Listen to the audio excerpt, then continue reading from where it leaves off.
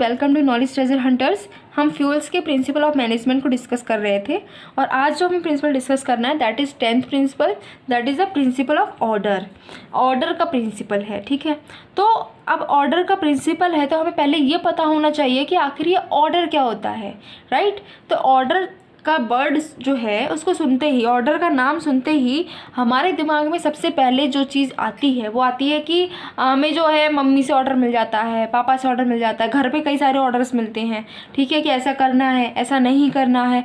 या फिर हमें ऑर्डर मिलते हैं टीचर से कि आपको ये जो है वर्क करके आना है, या फिर कल आपका टेस्ट है, हमें नहीं पता आप कैसे तैयार करोगे, आपका टेस्ट है। या फिर ऑर्डर मिलता है आपके प्रोजेक्ट का कि आपको जो है 3 दिन के अंदर ही प्रोजेक्ट कंप्लीट करके आना है। तो ये क्या था, ऑर्डर है भैया, हमें मानने पड़ेंगे, ठीक है। ऐसा हमें दिमाग में आता है जब हम ऑर्डर का नाम सुनते हैं। लेकिन यहाँ पर वो ऑर्डर नहीं है, यहाँ पर जो है ऑर्डर दूसरा ही ऑर्डर है। वो ऑर्डर क्या है, इस ऑर्डर का नाम मतलब है तरीका। हर चीज़ तरीके से होनी चाहिए। फ्यूल ने क्या बोला है, फ्यूल ने कहा है कि जो मैन है, मटेरियल है, जो आपका सामान, आपका जो प्रोडक्शन में चाहिए, ठीक है, वो सब आपका ऑर्डरली तैयार रहना चाहिए। आप तरीके से उसको रखें, ठीक है। मैन जो है उनको तरीके से रखें, उनको अरेंज करके रखें, उनकी हर पर्सन की फिक्स्ड प्लेस हो, ठीक है। पर्सन के साथ साथ जो भी आपकी मटेरियल है उसकी फिक्स्ड प्लेस हो। आप सपोज करो कि आप जो है आप एक स्टूडेंट हो, ठीक है, सपोज करने की बात नहीं है, तो रियलिटी है कि आप एक स्टूडेंट हो, राइट। तो अब क्या है कि आपने अपनी बुक्स जो हैं उनको ऑर्डरली नहीं रखा, उनको अपने तरीके से नहीं रखा, ठीक है। अब आप जो है पढ़ने बैठे, ना ही आपके पास पेन है, पेन थे, आपने एक जगह पढ़ा वहीं पर छोड़ दिया, आपने कोई ऑर्डर नहीं रखा है, इसको फॉलो नहीं किया, उसको सही से नहीं रखे पेन को। अब जब आप पढ़ने बैठे हैं तो आप क्या करेंगे, पहले बुक ढूंढेंगे, बुक मिल जाए, कहीं बिजनेस की बुक मिल जाए, बिजनेस की बुक कहाँ है, आप हर जगह देखेंगे, टेबल पर देख कर आएंगे बुक है नहीं है, बाहर देख कर आएंगे है नहीं है, ठीक है। फिर आप जाएंगे बालकनी में देखेंगे, वहाँ पढ़ रहा था मैं बैठकर, वहाँ तो नहीं छूट गई, वहाँ देखेंगे है नहीं है। फिर क्या करेंगे, अल्टीमेटली फ्रेंड को फ़ोन करेंगे कि मेरी बुक आपके पास तो नहीं है भाई, नहीं है, वो भी बोल देगा। क्या होगा, 1 घंटा बुक ढूंढने में ही निकल गया। वो 1 घंटा जहाँ आप पढ़ सकते थे, आपका एक टॉपिक कंप्लीट हो सकता था, वहाँ पर आप क्या कर रहे हो, बुक को ढूंढे ही जा रहे हो, क्योंकि आपने ऑर्डरली नहीं रखी है।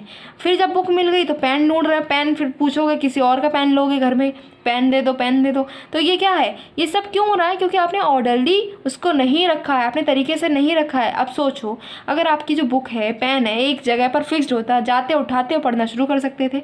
तो यही फ्यूल ने कहा है कि हर चीज़ की जो है फिक्स्ड प्लेस होनी चाहिए, वही उसी का नाम इन्होंने दिया है ऑर्डर, ठीक है। तो अरेंजमेंट अच्छी तरीके से आपका होना चाहिए। फिर है फिक्स्ड प्लेस होनी चाहिए, मैन की भी होनी चाहिए, मटेरियल की। मटेरियल की तो चलो हमने देख ली, मैन की कैसे, मटेरियल की अभी हमने बुक्स और पेन से तो समझी है, लेकिन मैन की कैसे हो सकती है। अब देखो, एक कंपनी है, वहाँ पर हमने ये फिक्स करा ही नहीं है कि CEO की केबिन कौन सी होगी, ठीक है। आपको जनरल मैनेजर कहाँ मिलेगा, आपका क्लर्क कहाँ बैठेगा, अकाउंटेंट कहाँ बैठेगा, मार्केटिंग डिपार्टमेंट कहाँ है, आपने डिसाइड नहीं किया। अब अर्जेंटली आपको काम आ चुका है कि आपको सेल्स के मैनेजर से मिलना है। अब आपको पता ही नहीं है कि उसकी प्लेस कहाँ है। अब आप ढूंढते घूमोगे पूरे बिजनेस के प्रेमाइसिस में, ढूंढोगे कि भैया कहाँ है सेल्स का मैनेजर, राइट, क्योंकि आपको क्या है, आपने कोई जगह फिक्स नहीं करी है।